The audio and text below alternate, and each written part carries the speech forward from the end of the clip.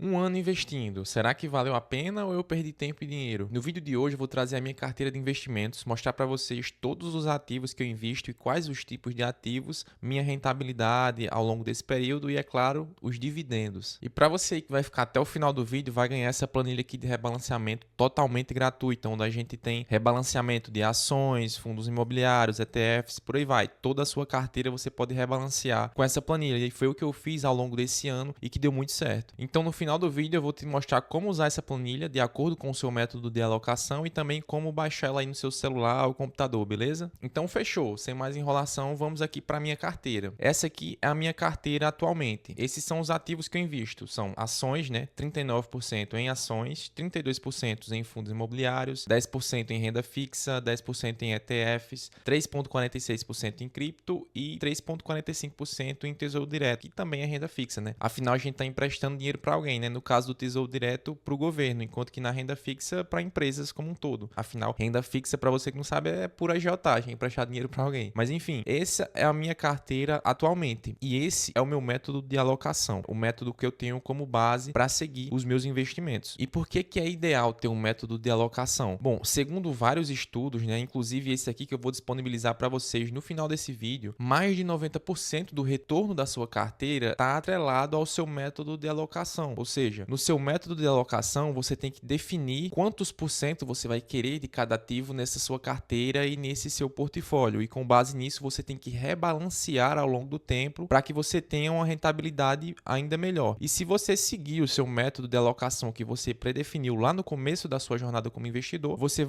tende a ter uma rentabilidade maior. Porque como a gente viu naquele estudo, né, mais de 90% da sua rentabilidade está atrelada ao seu método de alocação, beleza? Então, para você que está pensando em investir, começar a investir ou já investe, saiba que isso é essencial. E aquele é o método de alocação que eu mostrei que é o meu e esse aqui é o meu atual. Então, eu tenho que rebalancear minha carteira para chegar naquele método que eu acho que seja o ideal. Então, show de bola. Essa aqui é a variação do meu patrimônio ao longo desse período que eu venho investindo. Vejam que eu comecei aqui, ó, em abril de 2024, né? Em abril do ano passado. E eu comecei investindo R$ 1.000 na renda fixa, né? E aí eu já imagino também que seja o caminho que a maioria dos investidores toma. E ao longo desse ano, ao longo desse tempo que eu comecei a investir, eu pude perceber que esse é mais ou menos um caminho certo, digamos assim. Porque a gente vai começando com a renda fixa, que tem um pouco menos de complexidade, digamos assim, né? Em relação à renda variável, que oscila um pouco o preço das cotas ao longo do tempo. Então, se você está pensando aí em começar e não sabe por onde, eu acredito que a renda fixa seja um lugar ideal aí para você molhar o pezinho e já sentir como é que isso funciona. Afinal de contas, a gente está lidando com uma carteira, né, com um portfólio. E a definição do portfólio ou de carteira nesse contexto é o capital que é poupado ou investido para um propósito futuro, né, para um tempo futuro. Afinal, a gente que investe, você que está pensando em investir, a gente tem que pensar no futuro. Eu, por exemplo, comecei a investir por conta de 3 finalidades. A primeira é que eu quero ter crescimento de capital ao longo dos anos. A segunda, aumentar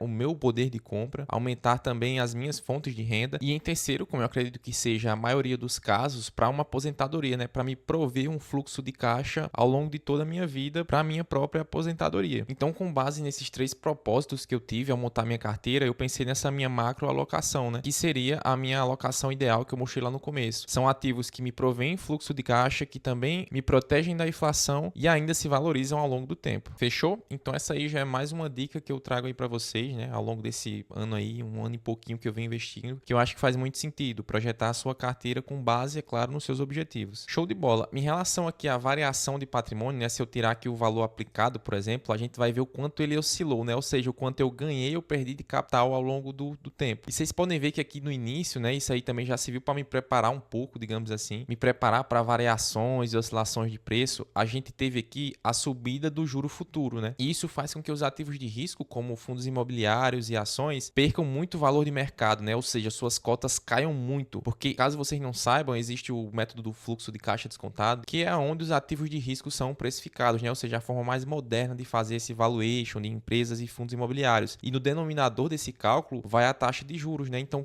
quanto maior for a taxa de juros, menor vai ser o preço daquele ativo. Então, por isso que os ativos caem ao longo do tempo quando a taxa de juros futura aumenta. E foi isso que aconteceu aqui na minha carteira. Então, eu já peguei logo o mercado aqui nessa oscilação e agora nos últimos meses, né, desse ano, o Ibovespa e o IFIX vem subindo bastante. Então, já recebi agora aqui um pouco a mais de incremento de capital devido devido a essa melhora nos ativos de risco. Então, após dar essa contextualizada macroeconômica aqui da minha carteira, vou partir para os ativos aqui para vocês verem a quantidade, né, em quantos eu invisto. Em relação à quantidade de ativos, eu sugiro que vocês não se prendam muito a isso agora no começo, se vocês estão no começo, mas também existem estudos que mostram qual a quantidade ideal para cada uma classe de ativo, beleza? Mas o que mais importa, como eu falei, como a gente viu lá naquele outro estudo, é a macroalocação, né, que vai no longo prazo te trazer a maior resultado e maior rentabilidade. Show? Então aqui, ó, a minha maior posição, como a gente já tinha visto aqui, né, é de ações, né, que por acaso tá bem desbalanceada até no meu método de alocação, né? Hoje eu tenho 39% em ações e essas ações elas estão divididas em 12 ativos, né? E esses ativos são Banco do Brasil, né, Sanepar, Vale, Bradesco, Semig, ABC, Klabin, SLC, CPFE, Auri, Fleury e também Kepler. Como eu falei para vocês, eu tenho como um dos meus objetivos ganhar dividendos e também valorização. E por isso que as ações têm o maior peso na minha carteira, né? Porque elas tanto são pagadoras de dividendos, né? Algumas ações aqui dessa carteira são pagadoras de dividendos, outras têm um caráter de valorização. E também as que pagam dividendos, é claro, ambas têm esse caráter de valorização. Afinal, ao longo do tempo, ao longo dos anos, as ações elas se valorizam mais do que fundos imobiliários, por exemplo. Também por isso a sua maior volatilidade, né? Então aqui, ó, tenho várias ações que eu tenho como tese de pagadoras de dividendos, né? Que são Banco do Brasil, Sanepar, Vale. E aqui embaixo,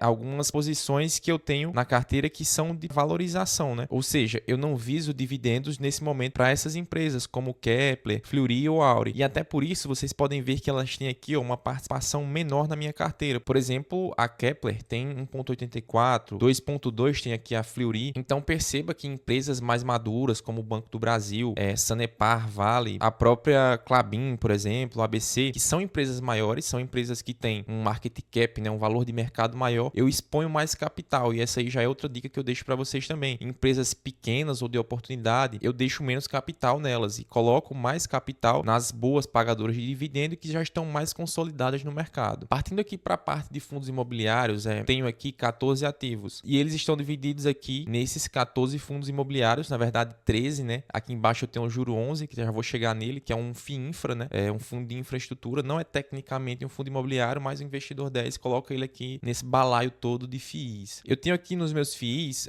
como a gente também vai ver lá na minha planilha de alocação, lá no finalzinho, né? Então fica até o final, a divisão entre fundos de shopping, papel, fundos de galpões logísticos, né? Como é o caso aqui do XPLG, do VILG, fundos de renda urbana, que é o caso do Gari, né? O Gari é um pouco híbrido, né? Ele tem um pouco de renda urbana, um pouco de logística, que dá esse caráter de híbrido a esse fundo, né? Aqui eu também tenho o RVBI, que é um fundo de fundos, né? Um fundo que tem fundos imobiliários dentro dele. A gente vai ver isso também em outros vídeos. Já aconselho que você se inscreva e deixe o like aí no canal para acompanhar todos os vídeos, onde eu vou trazer também relatórios sobre todos esses fundos e ações e também os que vocês pedirem aí nos comentários ao longo do tempo aqui no canal. Então, beleza. Os fundos imobiliários foi a terceira classe de ativo que eu comecei a investir. Comecei a investir por renda fixa, né? Como eu mostrei lá atrás, depois por ações e depois, por último, né? Por fundos imobiliários. Em condições ideais, eu até diria que o certo seria começar pela renda fixa, depois fundos imobiliários, porque eu falei que eles têm um caráter menos volátil, né? Do que as ações. Mas, assim, no final das contas, começar por um ativo A ou B não faz tanta diferença, né? Por uma classe de ativo A ou B, e sim a sua macroalocação. Mas para você que está começando agora, eu acredito que pelo fato dos fundos imobiliários serem um pouco menos voláteis, talvez seja legal você começar estudando os fundos de investimento imobiliário, e não esses aqui da minha carteira, tá? Nada aqui é recomendação de compra ou de venda, que fique bem claro. Até porque boa parte desses fundos, como é o caso dos fundos de papel, né? Os fundos como o KNSC, CPTS agora que é um pouco FOF também, né? Vou trazer isso nos próximos vídeos, né? E também o PORD 11, por exemplo, que são fundos de papel. Esses fundos, eles são uma ótima opção para a gente se expor em renda fixa. Por exemplo, eu comecei investindo em renda fixa, emprestando dinheiro para as empresas, né? Através de CRIs, de CRAS, e eu já não me exponho mais ao setor de renda fixa emprestando dinheiro para as empresas diretamente. Eu compro esses fundos aqui de investimento imobiliário, né? No caso do VISC, do PORD, porque eles têm uma carteira muito mais diversificada de CRIs dentro dele. Ou seja, caso eu investisse o meu dinheiro, né? Caso eu emprestasse o meu dinheiro para uma empresa, eu corria um risco muito alto. Caso essa empresa quebre, eu vou perder todo o dinheiro que eu emprestei para ela. No entanto, investindo em fundos de investimento imobiliário de papel, como KNSC e PORD, eles vão comprar esses CRIs indiretamente e aí eu vou ficar bem mais seguro, né? Bem mais protegido por conta dessa diversificação de FII. Então, por exemplo, sei lá, a empresa dentro desses CRIs quebrou. Então, eu tenho várias outras ainda nesse portfólio desses fundos que me protegem, que é o caso também aqui do Juro 11, por exemplo. Hoje eu já não invisto mais em renda fixa através de debêntures, porque o juro 11 faz isso para mim de forma mais segura. É claro, comprando esses tipos de fundos, eu vou ter a variação de cota ao longo do tempo. Caso seja negativo, eu posso perder capital, mas eu estou ciente desse risco, então hoje eu já invisto em renda fixa através desse tipo de fundos e acredito que continue fazendo isso ao longo do tempo, de acordo com a percepção do mercado que eu vou tendo ao longo do tempo.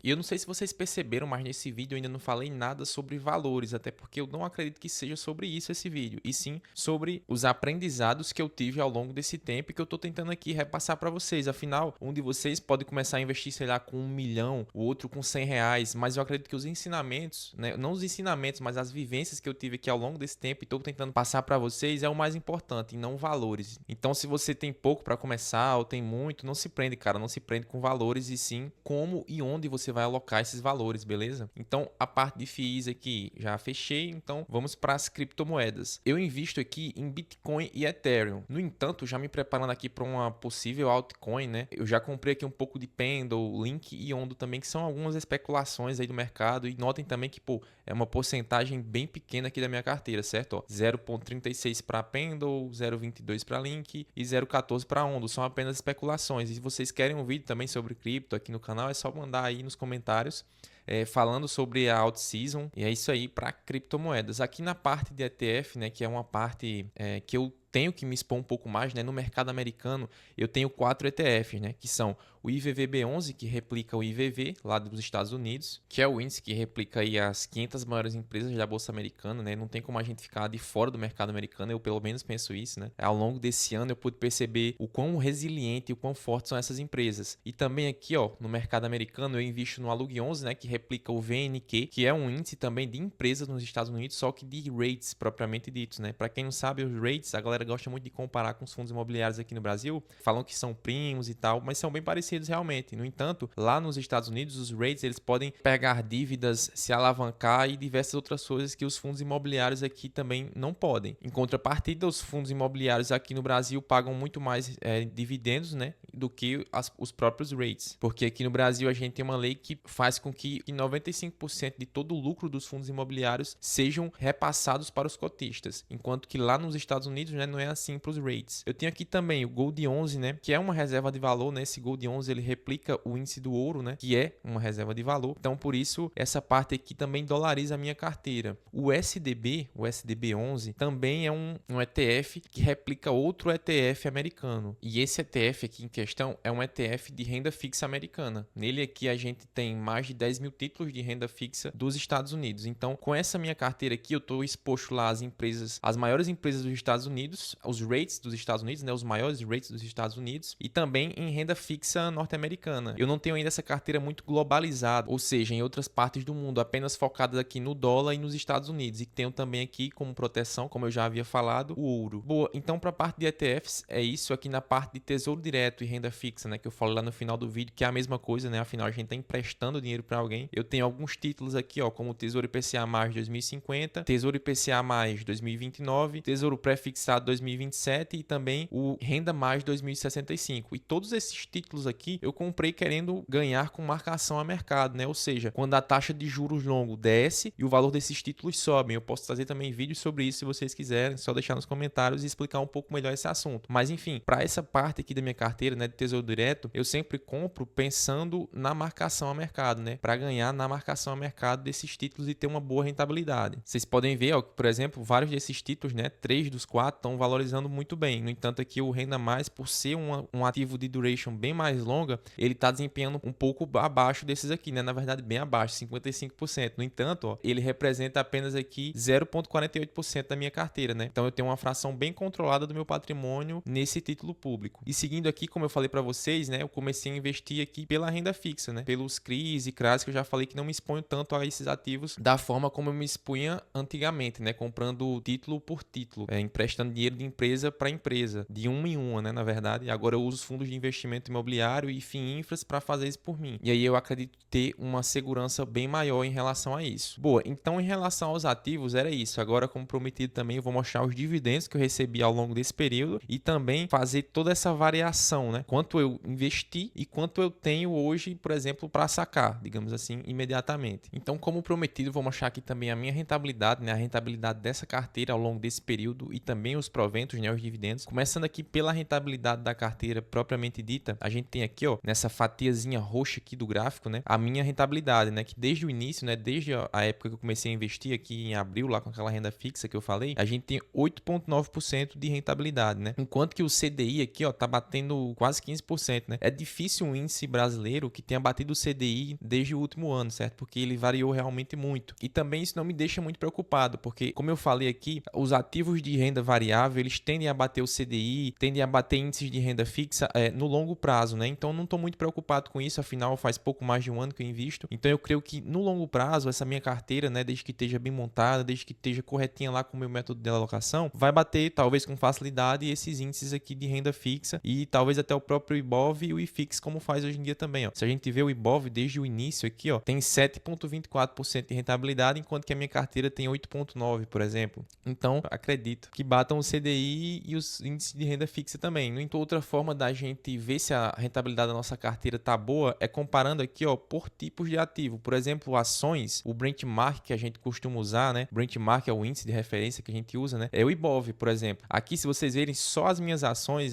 elas tiveram uma rentabilidade de 10,51%, que está um pouquinho ali abaixo do IBOV ainda, né? No mesmo período, que é de 11,54%. O IBOV aqui, ó, em junho, né? Que foi quando eu comprei a minha primeira ação. Então, a gente vê que engraçado, né? Que até ontem, basicamente, a minha carteira tava na frente do IBOV, né? Minha carteira de ações. Mas, como eu falei, o foco é sempre no longo prazo, né? Afinal, essa é a nossa definição de portfólio. A gente quer isso para o futuro. Então, se a gente fizer o nosso trabalho bem feito, eu tenho certeza que essa carteira aqui ela consegue bater todos os índices do nosso mercado. Aqui para a parte de FIIs, por exemplo, a gente já vai comparar com o IFIX, né? Que por acaso o investidor 10 aqui não está trazendo o IFIX, mas enfim, só para a gente ter essa noção. Então, a gente tem que comparar, né? Como eu falei no vídeo anterior, inclusive se você não vê, já assiste aí, falando aqui sobre o próprio investidor 10, ensinando a calcular a vacância física de um fundo de escritório, né? Já assiste o último vídeo. A gente tem que comparar maçã com maçã e banana com banana, né? Aquela velha história. Então, seguindo esse raciocínio aqui, ó, por exemplo, para ETFs internacionais, né? A gente tem que comparar isso aqui com o IVVB11, por exemplo, né? Que inclusive a nossa carteira aqui bateu o IVVB11. Então, a gente tem que usar os benchmarks corretos na nossa alocação aqui para ver se a nossa alocação está batendo os índices que a gente se propõe a bater, né? Por exemplo, ações com ações, FIIs com FIIs e por aí vai. Então, voltando aqui para a rentabilidade, né? Agora que a gente já passou pela rentabilidade dessa carteira, vamos também agora para os proventos, né? Para os nossos dividendos. Boa, aqui na parte de dividendos, a gente já consegue ver que eu tive um total de R$ 2.296 em dividendos. E aqui também é importante citar que esses dividendos, ele já está contabilizando aqui os de 2026, né? Que algumas ações, elas já aprovaram, na verdade, os dividendos para algumas datas do próximo ano. E aí já está contando aqui esses proventos. Os proventos que eu já recebi são esses aqui, ó, que estão contabilizados aqui, né? Então, até aqui em julho de 2025. Então, todos esses proventos aqui foram os que eu recebi. Então, aqui embaixo, a gente pode ver essa distribuição de dividendo ao longo dos meses, né? Começou aqui, ó, com R$ 6,60, né? Eu me lembro como se fosse hoje, R$ 6,60 de Banco do Brasil, né? Eu recebi alguns dividendos. E aí, ó, já no mês de julho eu não recebi nada e por aí vai. E aí os dividendos vão crescendo aqui ao longo do tempo, né? Em alguns meses eu recebo mais, alguns meses eu recebo menos. E isso aqui, galera, tem muito a ver também com a periodicidade das ações, né? Os fundos imobiliários, eles pagam todos os meses, mas algumas ações não, né? Por isso que, por exemplo, aqui, ó, o fluxo aqui vem com os fundos imobiliários e aqui a gente não teve pagamento de ações junto com os fundos imobiliários, aí cai um pouquinho e aí tem essa oscilação. Daí mais uma dica, né? A importância de você ter ambos os ativos na sua carteira se você quer ter um fluxo de caixa recorrente, ter fundos imobiliários para que eles se paguem dividendos ao longo de todos esses meses, né? Ao longo de todos os meses e também a das ações para que elas paguem alguns meses do ano. E aí você tem o seu fluxo de caixa se esse é o seu objetivo, certo? Então, nesse ano aqui, né, no ano de 2024, eu recebi no total R$ 368 em dividendos, né? O que dá uma média de R$ 30 aqui por mês. Só que eu só comecei a receber aqui em junho, né? Então essa média aqui não está muito certa. Então a média seria daqui pegando de junho até dezembro, que daria... Então eu vou ter aqui, ó, junho, julho, agosto, setembro, outubro, novembro e dezembro, né? 7 meses. Então eu vou somar isso aqui. Somar aqui esses 368,31 dividido por 7, né? Para ver quanto eu recebi aí. Bom, então, na verdade, a média foi de R$ 52,61 para esse ano aqui, 2024, né? Já que foi o ano que eu comecei a investir. E aqui, a minha média em 2025 é de 153 por mês, né? Lembrando que alguns desses meses, como agosto, setembro, eu não tenho fundos imobiliários lançando dividendos aqui ainda, então por isso essa média é um pouco menor. E nesse ano aqui, né? No ano de 2025, eu já recebi R$ 1.840 de dividendos. Então, galera, aqui já dá para ver também por que é tão importante aportar todos os meses e continuar aportando, ou seja, fazer dos investimentos uma rotina para vocês, né? Porque aí o seu fluxo de caixa, os seus dividendos, o seu patrimônio vai aumentando ao longo do ano. Então, é sempre importante você se lembrar disso. Isso aqui não é uma corrida de 100 metros, não é uma corrida curta, é uma maratona em que a gente tem que chegar lá no fim fazendo o mesmo que a gente fazia lá no começo, né? Definindo a nossa macroalocação e reajustando ela todos os meses, beleza? E chegando na parte do vídeo que eu falei para vocês, né, na parte da planilha de rebalanceamento, né, essa planilha aqui que eu uso para rebalancear as minhas ações, os meus fundos imobiliários e boa parte dos meus ativos aqui da minha carteira, né, eu vou mostrar como ela funciona, né, e também no final do vídeo eu vou mostrar como vocês replicam ela aí na casa de vocês, né, copiam ela para vocês, beleza? Então, show, eu vou explicar como é que funciona aqui para ações e para FIIs, né, o resto aqui, cripto, ETFs, meio que replicam esse comportamento, né, apenas ações e FIIs que tem aqui um comportamento um pouco diferente. Boa, as células aqui que você vai mudar na planilha são essas células que estão aqui, ó, em cinza, né? Ou seja, você vai mudar aqui o ativo, né? O seu preço médio, a quantidade e aqui o que você acha que é ideal para você. Por exemplo, aqui, ó, você vai colocar o nome do ativo, né? Aqui, Klepper, Weber, preço médio que você tem, a sua quantidade de cotas e aí a planilha vai dar para você o preço atual, né? A fórmula do Google Finance traz para você o preço atual da ação, né? Aqui é quanto que você investiu, aqui é o seu total atual e aqui, por exemplo, é o seu lucro ou prejuízo, né? Caso esteja tendo, e é o que está ocorrendo aqui, eu estou R$ 150 negativo, né? O que representa 12% do meu patrimônio em Kepler. Aqui é a minha porcentagem atual, né? Para essa carteira aqui que eu trouxe para mostrar para vocês, eu coloquei o peso ideal de todas as ações como igualitários, né? Só que eu falei lá no começo que eu não uso bem assim, mas só para demonstrar aqui para vocês, beleza? Eu tenho aqui, ó, que a minha alocação ideal para esse ativo seria de 8,33% da minha carteira de ações. E hoje em dia aqui, Kepler Web está 4,77. Então eu preciso aqui, ó, de R$ 796 para rebalancear essa carteira, beleza? Para rebalancear essa ação específica. E aqui, ó, todos esses outros valores são os valores de rebalanceamento das outras ações, né? Aqui, por exemplo, ó, em SAPRE 11, que eu defini também 8,33, mas lembrando aqui é só para vocês terem uma noção de como é que ela funciona. Eu não aportaria mais nesse mês em SAPRE 11, beleza? Porque aqui, ó, ela já tá R$ 1.000 desbalanceada, né? Digamos assim, R$ 1.000 acima da minha alocação ideal, porque hoje em dia ela tá representando 3,2%, enquanto que o ideal aqui para mim seria 8,33. Então, com base nisso, vocês vão rebalanceando aí a carteira de vocês em ações. E aqui em cima, a gente tem, ó, o valor atual e o valor investido, né? Esse aqui, como eu coloquei o preço médio, né, e a quantidade certa de todas as ações representa o quanto eu investi, né? Eu investi R$ 22.000, R$ 38,13 em ações e hoje em dia, né, se eu fosse sacar, por exemplo, eu teria R$ 22.391,01, o que seria uma variação de patrimônio de 1,6% ao longo desse ano, certo? E é claro, aqui também não conta os dividendos, então com os dividendos eu teria uma variação bem maior do que essa. Aqui para fundos imobiliários eu já uso uma abordagem diferente. Eu não predefino uma quantidade fixa de um único fundo, mas sim por classes de ativos. E olha que legal isso aqui, ó. Eu tenho aqui o gráfico, né, da minha alocação ideal para fundos imobiliários de acordo com as áreas, né, de acordo com os segmentos. Aqui para papel eu tenho 27% em papel, né, 19% em shoppings, 19% em logística, 15% em escritório. E aí com base nisso, eu vejo aqui na outra parte da alocação, né, por exemplo, papel tá 18% e deveria estar 27%, né, então eu tenho que realocar mais patrimônio aqui em papel, né, que no caso seria R$ 1.500 e por aí vai. Aqui na planilha, ó, para fundos imobiliários, você só vem aqui, por exemplo, e coloca o segmento do fundo, se ele é um FOF, se ele é de papel, se ele é renda urbana, beleza? E aí fica muito simples para você rebalancear toda a sua classe de ativos de fundos imobiliários. Aqui em cima a gente também vai ter, por exemplo, a variação das cotas desses caras, né? Aqui, ó, por exemplo, eu tive 0,03% de variação de patrimônio positiva, né? Só que a gente sabe aqui que nos fundos imobiliários o que conta é os dividendos. No entanto, para rebalanceamento, pessoal, isso aqui é essencial, beleza? E aí, como eu falei para as outras partes, né, de ETF, cripto, tesouro direto, renda fixa, né? Aqui em tesouro direto e renda fixa eu também uso essa alocação não por ativos, mas sim por benchmark, né? Aqui no caso inflação, pré-fixado, pós-fixado. Cara, essa planilha tá muito completa, então, pô, para ajudar, já se inscreve aí no canal, já deixa o seu joinha e, pô, comenta aí se você gostou ou não de usar essa planilha, beleza? Então, para usar essa planilha aí da sua casa, você vai precisar vir aqui, ó, em arquivo. Eu vou disponibilizar o link dela aqui na descrição do vídeo. Você vai vir aqui em arquivo, fazer uma cópia, né? Colocar aqui no seu Drive, por exemplo, onde você quiser, fazer uma cópia e aí essa cópia vai vir aqui e você vai poder editar ela, beleza?